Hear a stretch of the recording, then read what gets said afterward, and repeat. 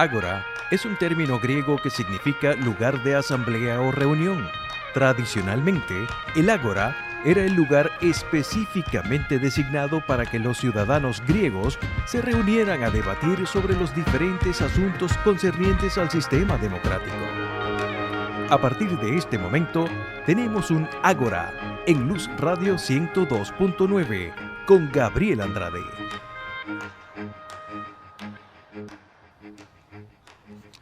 Saludos amigos, bienvenidos a Ágora. Hoy me acompaña en la edición y montaje William Velarde, en el control técnico Franklin Palmar. Nuestra productora es Norelba Torres, el director de Luz Radio es Jesús Urbini y quien les habla, Gabriel Andrade, estará en la conducción. Mi Twitter es @gandrade80.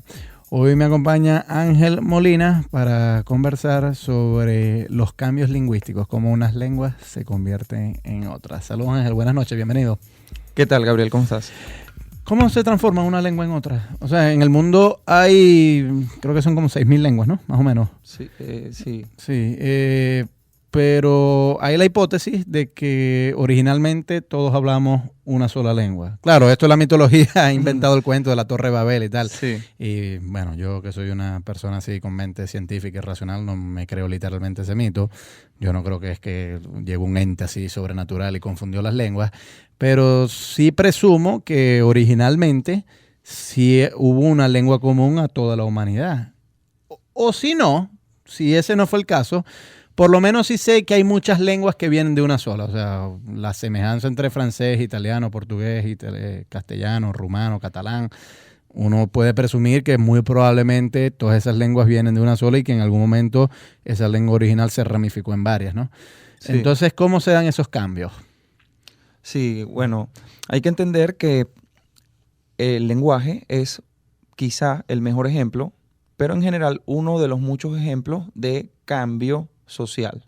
Es decir, así como las sociedades cambian, así como hay cambios en el ámbito económico, político, científico, ese devenir de la cultura humana también se refleja en lo que es el lenguaje. Entonces, cuando vemos justamente por esas dinámicas sociales, es razonable justamente cuando una comunidad determinada busca tener una identidad o asumir, por ejemplo, una postura de poder con respecto a otra. Y bueno, justamente en ese tipo de interacciones sociopolíticas es que entonces se dan esos procesos de cambio. Ajá, pero ¿qué tan espontáneo es? Porque tú has mencionado un tema importante que a pesar de que no has usado la palabra, yo la introduzco aquí, que es el tema nacionalista. ¿Puede haber algún interés político en que las élites que promueven el nacionalismo incentiven una forma distinta de hablar? Sí. ¿Eso siempre viene de las bases o a veces viene impuesto desde arriba? ¿Cómo ocurre? Lo que pasa es que no todos los hablantes tienen el mismo prestigio. Sabemos que hay varios registros en una misma comunidad lingüística. Por ejemplo, hay habla espontánea, hay habla culta, también hay personas influyentes, los políticos, gente prestigiosa o clases sociales también. Entonces, por supuesto, van a haber ciertos grupos dentro de una misma variedad o de una misma lengua que van a promover algunos cambios o que lo que ellos promuevan va a tener mayor incidencia social. Sin embargo, también hay muchos cambios que se dan desde las bases, justamente porque en las circunstancias de habla espontánea se dan algunos fenómenos que las hablas conservadoras no lo pueden llevar adelante porque hay mayor presión social, mientras que en el habla espontánea hay un desarrollo justamente de esos mecanismos que uno pudiera decir, entre comillas, naturales del cambio lingüístico. Y en este sentido también hay que entender que no es igual, por ejemplo, un cambio en el contexto de la sintaxis o un cambio en la morfología o un cambio en la fonología o fonética o fonetología, como algunos lo vienen a llamar, que un cambio semántico. ¿Okay? Entonces hay que entender que en las distintas esferas de la lingüística también, o del lenguaje, mejor dicho, de cada lengua en particular y del lenguaje en general, hay comportamientos y dinámicas distintas de cambio. Por ejemplo, el cambio que se ve de manera más clara y corriente es el cambio léxico, Ujú. ¿ok? Siempre se van incorporando nuevas palabras, nuevos términos al acervo léxico, y por eso es que los diccionarios son los que van evolucionando más rápidamente. Pero, por ejemplo, los cambios fonológicos no son tan rápidos y ni son tan frecuentes. Y responden también a otros tipos de aspectos que tienen que ver con la capacidad del aparato fonador del cuerpo humano. Hay unas limitaciones físicas que también impiden algunos tipos de cambios. Claro. Por ejemplo, cuando los países de América se independizaron de España, tengo entendido que eso fue a inicios del siglo XIX, las primeras décadas del siglo XIX. Había alguna gente que había previsto que eventualmente España hablaría una lengua y los países de América hablarían otra. Y con todo eso no ocurrió. No, efectivamente ¿Qué hace no ocurrió. que en algunos casos de separación distintos países hablen distintas lenguas, mientras que en nuestro caso, que si nos separamos, seguimos hablando, nos seguimos entendiendo con los españoles? Sí, esa es una excelente pregunta. Tiene mucho que ver con los procesos de interacción de esas sociedades. A pesar de que nosotros nos hayamos independizado, no perdimos el contacto cultural, no nos aislamos de esos que fueron nuestros conquistadores. Además, hay dinámicas propias de cada lengua, según las cuales, por ejemplo, nosotros tenemos una academia de la lengua española y tiene unos cuantos siglos, ¿no? Y eso también permite que el desarrollo del cambio lingüístico no sea tan heterogéneo o no sea tan libre, sino que hay cierta presión social de los grupos conservadores para que se preserve o se equilibre ese cambio lingüístico. O sea, se preserve la lengua o ese cambio lingüístico sea más bien moderado. Bueno, yo en estas cosas yo siempre encuentro ilustrativo comparar el caso portugués con el caso español, porque según entiendo hay más separación lingüística entre Brasil y Portugal que entre España e Hispanoamérica. Incluso a nivel gramatical es mayor la distancia, ¿no? Sí, y también a nivel de la pronunciación, de la fonología, pues. Exacto, o sea, se entiende más un argentino y un español que un brasileño y un portugués. Sí, en una conversación, sí, incluso hasta yo estaría de acuerdo. Ajá. Habría que ver qué circunstancias históricas hicieron eso, ¿no? Sí, tiene que ver, yo creo que con la eficiencia, por ejemplo, y el respeto y el prestigio que tiene la academia, y cómo, por ejemplo, la Real Academia Española no nos imponen desde España ciertas normas, sino que es una asociación de academias de lenguas de los distintos países. En ese sentido se ha organizado de tal manera que lleguen a criterios comunes y más o menos se manejen criterios unificados de cómo es que se debe hablar o cómo se debe escribir, etcétera. ¿Hay una Real Academia Portuguesa? No lo sé, pero sí sé, por ejemplo, que no hay, en el inglés no la hay, y por eso tú ves las modificaciones tan tremendas entre las distintas variedades dialectales, por ejemplo, en la fonología. Son anárquicos, sí, en el inglés. Claro. Un escocés de una zona no se entiende con un escocés de otra zona, o con un inglés, y el dialecto de Londres es brutalmente distinto del de Manchester, o el América de, digamos, la costa este y la costa oeste tienen unas variedades muy distintas, o los sureños de Estados Unidos. Ese tipo de diferencias tan tremendas, por ejemplo, no las vemos en el español. Bueno, vamos a escuchar un tema musical y seguimos en esta conversación con Ángel Molina sobre los cambios lingüísticos. @GAndrade80 es mi Twitter. Escuchemos de Mariah Carey y Whitney Houston un tema que se llama When You Believe. Seguimos en Ágora, @GAndrade80 es mi Twitter. Hoy converso con Ángel Molina a propósito de los cambios lingüísticos. Ángel, ¿qué tan rápidos son los cambios? Yo sé, por ejemplo, cuando yo leo un texto así como el poema El mío Cid, eso yo no lo entiendo. Y si me pones a leer de Cervantes, a veces hay apuros, incluso hasta en las propias cartas de Bolívar. Cosas muy sencillas, que qué sé yo, México en vez de con X, con J. La S, por ejemplo, a veces era F en algunas palabras, ¿no? Que bueno, con un poquito de esfuerzo obviamente sí se entiende. Lo que pasa es que yo soy tan perezoso en estas cosas y apuesto que a la mayoría de que nos están escuchando también, que a veces choco un poco. En promedio, ¿cuánto tarda una lengua en convertirse ya propiamente en otra? Y una pregunta también que va unido a esto.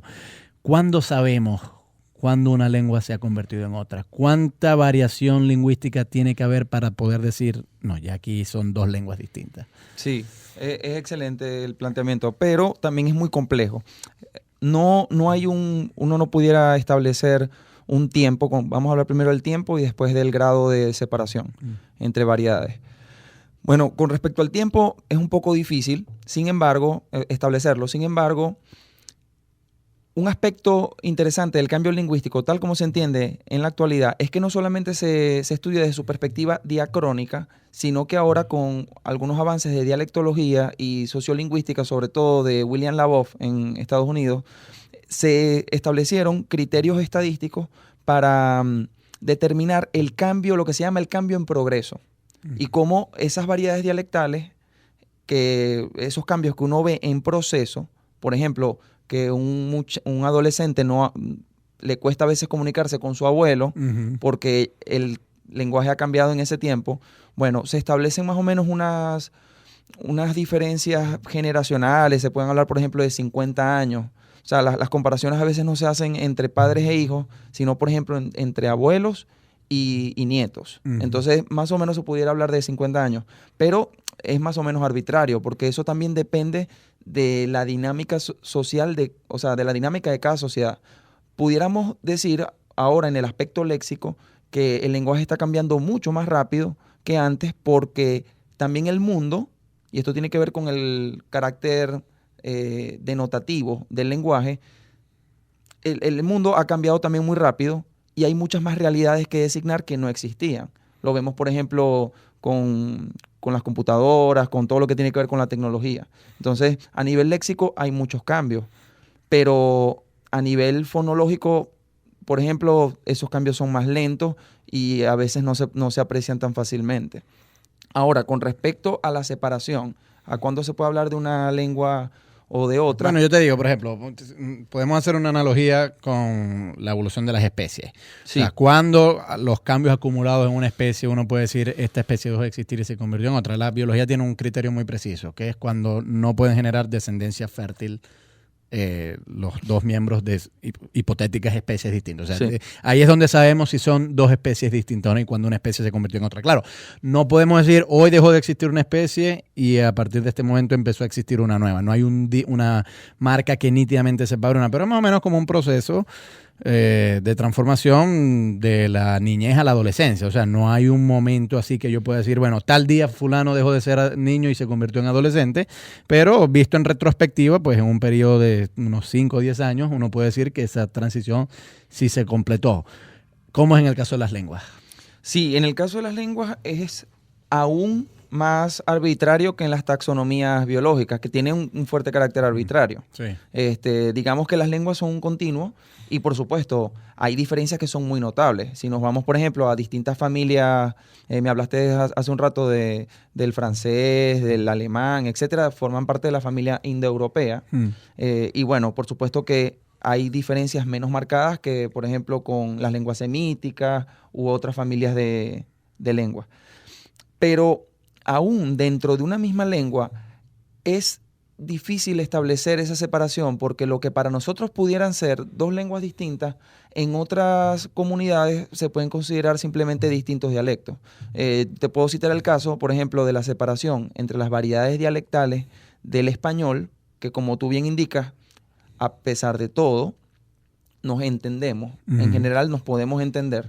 Aunque hay algunas hay algunos estudiantes que yo a veces no los entiendo. Pero... Sí, bueno, hay algunas variedades, o por lo menos si te vas a los Andes, a los pueblitos andinos, a veces es bastante difícil entenderlo. Sí.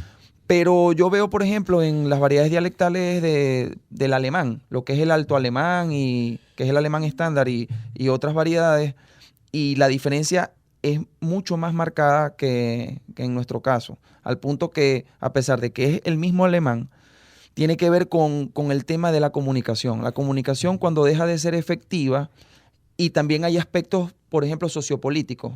Cuando una comunidad dice, bueno, esta es nuestra lengua, bueno, yo creo que hay un poco de todo. Hay unos criterios que se pudieran decir que son objetivos, que tienen que ver con la diferenciación sintáctica, morfológica, fonológica, pero hay también un aspecto sociopolítico que tiene que ver con la identidad. Pero según te estoy entendiendo, entonces pareciera que el criterio, por más que es arbitrario, pero por lo menos el que más firme podría ser es la inteligibilidad. O sea, si dos sistemas de comunicación dejan de ser inteligibles entre sí, ya esos son dos lenguas distintas. Porque aunque tengan un origen común, si yo no te entiendo, tú estás hablando, claro, eso puede sonar un poco simplista porque puede ser que no te entienda porque tu fonología o lo que se llamaría tu fonotáctica es distinta. Pero incluso a nivel escrito, si tampoco te puedo entender a nivel escrito, entonces ya allí pudiéramos observar que estás hablando otra lengua. Pero entonces el poema El mío Cid no es castellano, pues, porque yo no entiendo eso. Bueno, digamos que es castellano, pero no es español. Esa es una discusión que todavía está constante. En cierta forma, las lenguas cambian y eso hay que entenderlo al punto de que para muchos nosotros estamos hablando en latín y estaríamos dispuestos a aceptar eso si no hubiese ramificaciones de otras lenguas romances. Nos damos cuenta que no hablamos latín porque los franceses tampoco dicen que hablan latín y surgieron distintas lenguas y no nos entendemos entre nosotros. Sin embargo, eso hay que entenderlo como un proceso natural. En la diacronía uno ve que en el pasado nos cuesta entender el español de otras épocas o el latín de otra época, si es que entendemos que estamos hablando latín vulgar, porque de ahí fue que surgió el español, entre otros tantos idiomas. Pero bueno, también se habla de que Shakespeare hablaba inglés y el inglés de Shakespeare es muy distinto al inglés actual. Muy distinto. Entonces, muy distinto al inglés hay que entender isabelino. que las lenguas cambian, así como cambian los cuerpos o cómo evolucionan las especies. Hay que entender que eso es algo natural. Vamos a escuchar un tema musical y seguimos en esta muy interesante conversación sobre los cambios en las lenguas con Ángel Molina. @GAndrade80 es mi Twitter y vamos a escuchar de Ricky Martin con Natalia Jiménez un tema en lengua inglesa que es The Best Thing About Me Is You. Lo mejor de mí eres tú. Seguimos en Ágora, @GAndrade80 es mi Twitter. Hoy converso con Ángel Molina a propósito de los cambios lingüísticos. Ángel, así como en el mundo biológico ha habido alguna gente que por analogía y no de forma del todo correcta, pero aún así acuden a eso, dicen que hay especies que son algo así como fósiles vivientes, es decir, que han tenido muchos periodos de estabilidad y que hace decenas de millones de años esa especie tenía una constitución pues prácticamente idéntica a la actual. No es, por ejemplo, el caso de la especie humana, que apenas tiene 200.000 años de existencia. Sí, como el cangrejo de herradura, por ejemplo. Sí, por ejemplo, o sea, hace millones de años tiene la misma constitución que tiene hoy. Sí. En las lenguas también hay lenguas que son así como fósiles vivientes, o sea, lenguas que hacen 10.000, 5.000 años se hablaban tal como hoy. El castellano, por ejemplo, cuando mucho tendrá como 1.000 años de existencia, no más de eso, supongo, 1.500 años, porque viene del latín. Ahora, hay lenguas que gozan de periodos muy largos de estabilidad. Sí, yo creo que sí. Hay, por ejemplo, cuando uno atiende algunas lenguas orientales, creo que los cambios son menos marcados. Pero es complicado porque yo creo que, claro, también por ejemplo en el caso del hebreo, que es una lengua litúrgica, por un tema también religioso, se ha preservado, ¿no? Y de hecho se ha resucitado porque estaba en camino de desaparecer. Sí, pero yo no creo que el hebreo que se habla hoy en el país de Israel sea el mismo hebreo bíblico. O sea, evidentemente no. Y de hecho, el mismo griego, por ejemplo, el primer griego estándar, que el griego koiné, tampoco es el mismo griego que hablan los griegos hoy en día. Exacto. Cuando la lengua se utiliza, inevitablemente va a cambiar. Y esos periodos de estabilidad no van a ser muy, muy prolongados. En el caso de los que yo puedo conocer, tenemos, por ejemplo, que, tú puedes ahora estudiar latín clásico, pero ese latín clásico era el que se hablaba hace más de 2.000 años.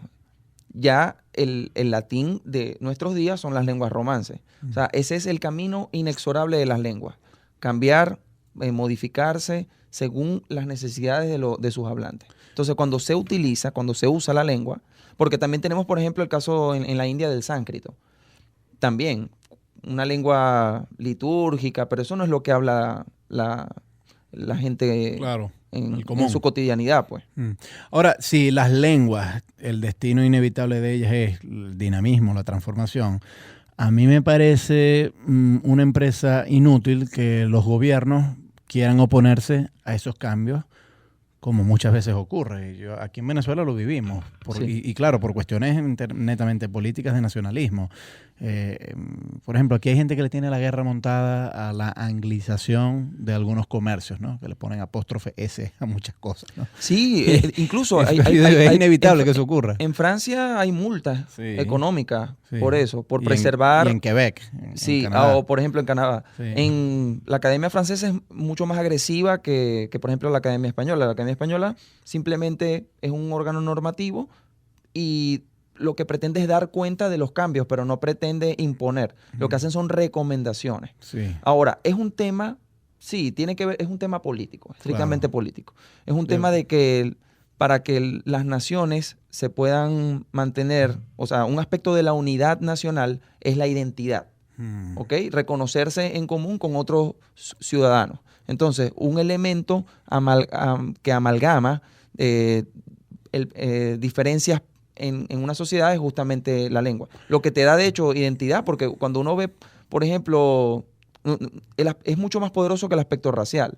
Porque cuando uno ve, por ejemplo, en Grecia, las polis griegas, que incluso en las distintas polis habían distintos orígenes étnicos, lo que ellos los hacía entender que eran griegos era porque hablaban una lengua común. Bueno, hubo un vasco que hizo una declaración muy famosa que él decía, yo prefiero a un negro hablando euskera que un blanco hablando castellano. O sea que yo creo que ciertamente lo que tú dices es verdad. La lengua como elemento nacionalista es mucho más poderoso que la constitución genética o el aspecto cualquier otro racial. Y bueno, no en vano el movimiento romántico del siglo XIX con Herder, Humboldt, todos esos decían, Schiller, todos esos decían el principio elemental del Volksgeist, del espíritu del pueblo, es la lengua. Sin duda. No es, claro, hubo otros que también, ya en la fase más tardía del romanticismo alemán y de la cual se nutrió Hitler, que sí hicieron énfasis en que no es solamente la lengua, sino también la sangre, ¿no? Y los aspectos raciales. Pero el primer romanticismo alemán hacía énfasis en la identidad nacional a través de la lengua. Es fundamental, ¿no? Y claro, por eso es que la protegen. Yo te digo, yo como liberal encuentro esto absolutamente reprochable. Yo no creo que el gobierno deba estar imponiendo a la gente cómo hablar. Y por eso es que cuando aquí en Venezuela... Estos son más los chavistas que los antichavistas, pero hay algunos antichavistas que también lo hacen. Reprochan a algún comercio por ponerle apóstrofe S, que es el genitivo en inglés, que está mal empleado, es verdad. Sí, pero... porque a que Tony, entonces apóstrofe S, a que Tony. Sí. Pero bueno, yo creo que no es competencia del gobierno meterse en la forma de hablar de la gente. No. Claro, el gobierno puede pedir una estandarización en documentos oficiales, ¿de acuerdo? Bueno, eso yo sí lo puedo entender. Pero que alguien abra un negocio y le ponga que Tony apóstrofe S, ¿cuál es el rollo, pues? Bueno, es que imagínate, sí, yo coincido con tu apreciación. Además que bueno, si nos vamos muy lejos con eso, con esa consideración, creo que tienen mucho trabajo que hacer, porque si nos atenemos por lo menos al tema de los nombres, imagínate.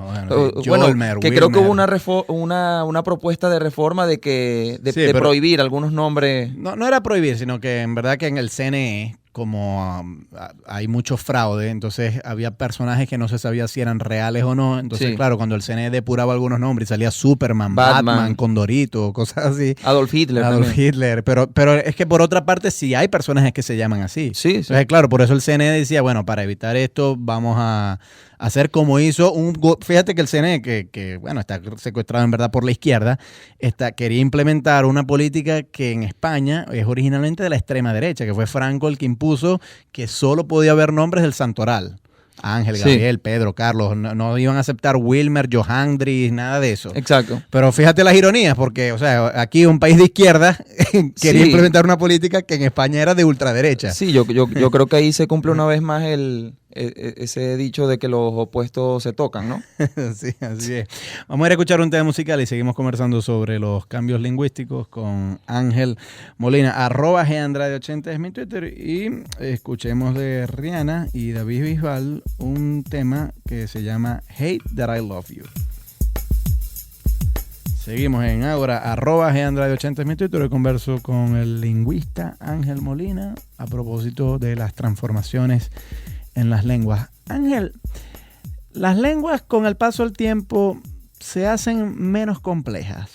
Te pregunto esto porque siempre se pone el ejemplo del latín, que es una lengua, yo no sé si es más compleja, pero tiene muchas cosas que las lenguas que romances no tienen y que otras lenguas indoeuropeas tampoco tienen, que es ese sistema de declinaciones, ¿no? Rosa, Sí. rosaem, rosa, que Sí. los casos, ¿no? Genitivo, acusativo. Sí, las Nosotros sí lo desinencias. tenemos, nosotros sí tenemos esos casos, pero lo construimos de una manera mucho más simple, ¿no? Con Sí, con preposiciones, con sí. preposiciones, exacto. Las lenguas con los cambios lingüísticos, uno podría decir que el patrón general es que se hacen más simples. Bueno, sí, pero eso tiene un límite. O sea, hay momentos de la historia de la lengua que el sistema colapsa por un exceso de complejidad innecesaria y de alguna manera la comunidad, consciente o inconscientemente, se modifica y tiende a una simplificación. Y eso tiene que ver con un principio que se enarboló desde los orígenes de la investigación moderna en lingüística, que es en el siglo XIX, cuando descubren la familia indoeuropea, ese boom justamente que tú comentas de los alemanes, etcétera, etcétera. Y bueno, eso le dio mucho ímpetu a los estudios lingüísticos. Y desde esa época se plantea como un criterio o como un principio teleológico del cambio lingüístico el principio de economía. Pero eso tiene un límite, porque un excesivo simplismo también resta efectividad comunicativa. Entonces, Sí, claro. uno se mueve como que en dos extremos. Hay que encontrar un balance. Sí, es el tema de la eficiencia comunicativa, pero entendiendo la eficiencia como lo más que puedas simplificar, pero al mismo tiempo lo más que puedas comunicar. Claro. Entonces, más o menos las lenguas se mueven en esa... Sí, el cambio porque lingüístico se mueve bajo esos dos límites. Yo presumo, si yo simplifico demasiado, vamos a terminar hablando como Tarzán, por ejemplo. Entonces no vamos a separar presente, pasado, futuro. Yo votar 6 de diciembre y todavía no ha llegado el 6 de diciembre. Sí. Entonces no estoy haciendo referencia ni al futuro, Sí. sino que no distingo si voy a votar en el futuro, si estoy votando ahorita o si voté en el pasado. Entonces, claro, si hay demasiada simplificación, Sí, eso entorpece la comunicación, entorpece ¿no? la comunicación. Pero Claro. sigue siendo un aspecto arbitrario y es muy interesante que lo que para nosotros es excesivamente simplista o simplón, diciéndolo en términos despectivos, para otras comunidades es perfectamente normal. Pero al mismo tiempo, lo que para nosotros sería demasiado complejo, por ejemplo, a nivel de la fonología, para otras lenguas también lo consideran aceptable. Entonces, una vez más, son las comunidades quienes deciden.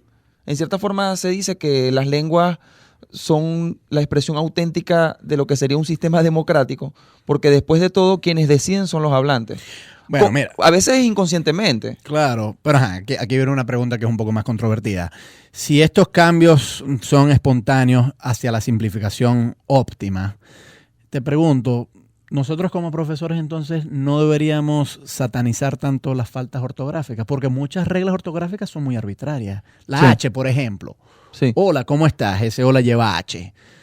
Bueno, si una palabra lleva o no lleva H es totalmente arbitrario porque la H es muda. Cuando un estudiante me escribe hola, ¿cómo estás? Sin H, bueno, entre el gremio de profesores hay una tendencia a satanizar a ese bruto que no sabe escribir y tal, pero según lo que tú me estás diciendo, es más bien una expresión espontánea de una simplificación de una regla que en verdad es arbitraria, incluso hasta ridícula. Sí. ¿Deberíamos elogiar a los estudiantes que escriben sin H? Hola. Ok, bueno, no, tampoco elogiarlo. Bueno, pudiera decir un lingüista bastante relajado, ese es el innovador, el que va a generar el cambio, pero digamos que ni tan calvo ni con dos pelucas. Vamos a contextualizar ese planteamiento. Realmente hay algunas reglas que son bastante arbitrarias y responden a comportamientos irregulares y que no puedes anticipar y que tienes que aprenderlos de memoria. La H, ciertamente. la H sí, sin duda, uno de esos. pero fíjate, si tú eliminas, por ejemplo, la H de hola, lo puedes confundir con el Sí, sustantivo hola, que correcto. se refiere a algo que no tiene nada que ver. Sí. Entonces, algunas cosas de las que se preservan justamente es por el tema de también de facilitar la comunicación. O sea, yo, por ejemplo, observo que en las reglas de acentuación es uno de los mejores ejemplos de justificación de las normas ortográficas. Porque si hay algo que dificulta la comunicación en el texto, en el medio escrito, es la falta de acentuación. O sea, realmente dificulta la lectura cuando no hay acento. Hay otro tipo de errores ortográficos que sí no dificultan tanto lo que la persona quiso decir. Sin embargo, cuando ya una comunidad ha aceptado unas reglas, ir en contra de esas reglas supone dificultades comunicativas y le resta efectividad. Ahora bien, ¿por qué tú pudieras contraargumentar y decir, pero entonces ¿por qué hay tantos problemas ahorita en ese sentido? ¿Por qué tanta gente tiene faltas ortográficas y sin embargo se pueden comunicar? Bueno, básicamente es un tema también de educación. O sea, muchas veces hay gente que se puede comunicar efectivamente, pero también a un nivel muy limitado. Tienen un léxico muy limitado, tienen unos recursos lingüísticos muy limitados porque no tienen suficiente educación.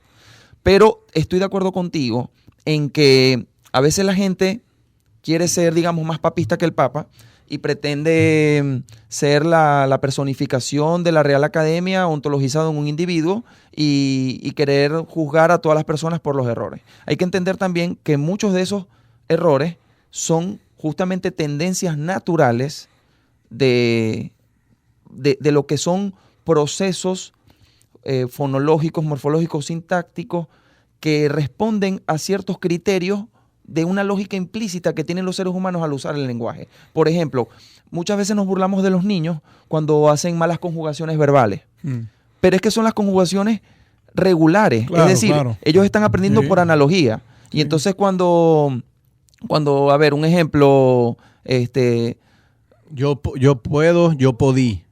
Sí, exacto. Yo pude. Exacto. A pesar de que lo regular sería yo podí. Exactamente.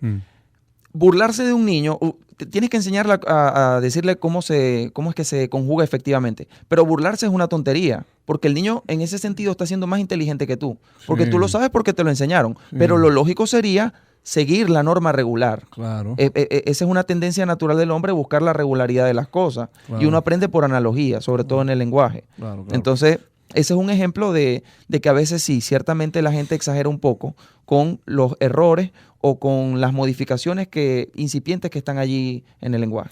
Hemos hablado de políticos que alientan cambios, hemos hablado de masas que espontáneamente hacen que surjan, hemos hablado de reales academias que, regulan o por lo menos dan expresión.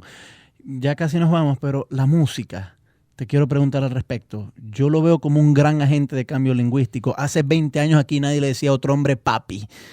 Y el reggaetón eso lo ha impuesto. Y otras muchas expresiones que sí, que no solamente viene el reggaetón, a pesar de que, el reggaetón es quizás el ejemplo más prominente. ¿Qué tiene la música que genera tanto estos cambios? Porque sin duda, o sea, yo, por ejemplo, si hay una confrontación cultural entre Venezuela y Puerto Rico, es obvio que Puerto Rico ha prevalecido. O sea, la forma de hablar de Puerto Rico se ha impuesto en Venezuela y Venezuela no ha logrado trasladar a la pequeña isla de Puerto Rico la forma en que hablamos los maracuchos, todo eso. Y es un poco extraño, porque Puerto Rico es una islita pero 2 millones de habitantes, cuando mucho, 3.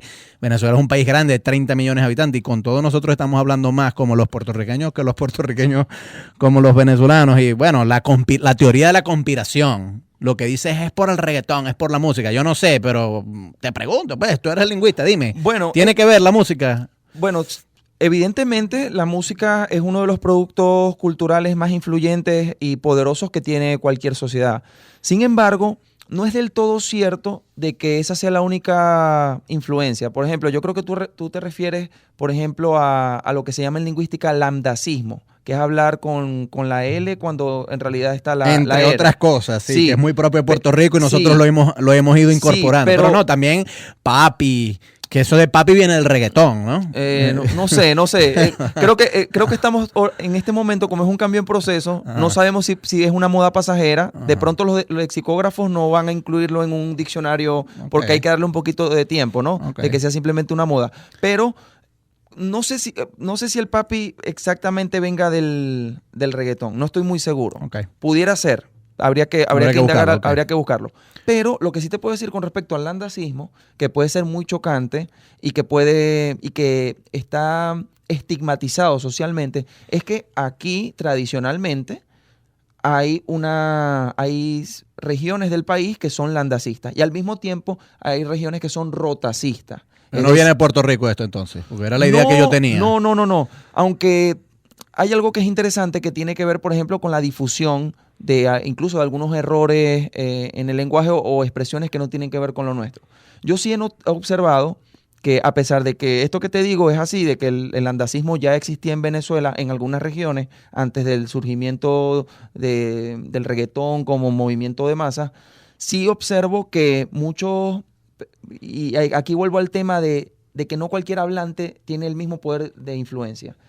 Una de las expresiones de poder o de influencia más notables en Venezuela son los beisbolistas. Son como nuestras superestrellas de rock, claro, ¿verdad? Claro. Entonces, sí observo que los beisbolistas, por vivir allá en Estados Unidos y mezclarse con la comunidad latina, yo, por ejemplo, escucho a Miguel Cabrera, el máximo exponente, ¿no? La superestrella del béisbol mundial. Miguel Cabrera habla como dominicano, puertorriqueño. Sí. Él ya no habla como venezolano. Sí, claro. Pero justamente porque está en un contexto donde esa es la manera en que se habla. Entonces pudiera ser que alguna persona que es fanática de Miguel Cabrera lo escucha hablar de esa manera y entonces quiere imitarlo, así como quiere imitar su manera de jugar béisbol. Claro. Sí, yo presumo que nosotros los venezolanos vamos a querer más hablar como alguien como Miguel Cabrera y los puertorriqueños que alguien como Chávez o los barinenses. Ángel, muy agradecido por haber venido. A William Velarde también le damos las gracias por estar en la edición y montaje. Franklin Palmar en el control técnico. Norelba Torres en la producción. Jesús Urbina es el director de Luz Radio. Y quien les habla, Gabriel Andrade, estuvo en la conducción. Y nos vamos con un tema clásico de Madonna, Isla Bonita.